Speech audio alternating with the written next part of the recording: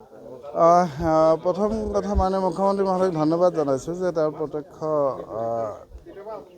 হস্তক্ষেপ আৰু সদিচ্ছাত এই গোৱালপাৰাত এইখিনি হৈছে। কালি তেওঁ উদ্বোধন কৰি গ'ল ভাৰ্চুৱেলি।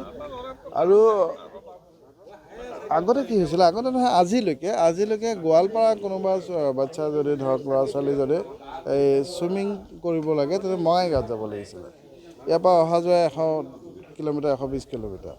তো এটা বৃহৎ এক খৰচ হৈছিলে, যাৰ কাৰণে বহুত গাৰ্জেনে নোৱাৰিছিলে যে ল'ৰা ছোৱালীৰ ইচ্ছা থাকিলেও চুইমিং। কিন্তু এইবাৰ সেইটো নাইকিয়া হৈ গ'ল। আজিৰ পৰা অহা 15 তাৰিখৰ পৰা সেইটো নাইকিয়া হৈ যাব।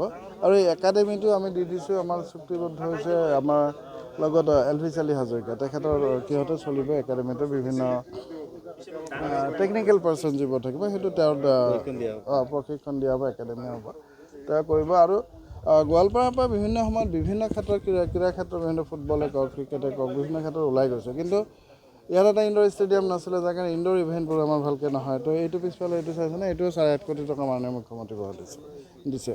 মোৰ পিছফালে তাতো 8 কোটি টকা দি চিন্থেটিক ট্ৰেক এটা হ'ব, তাৰো আলোচনা চলি আছে।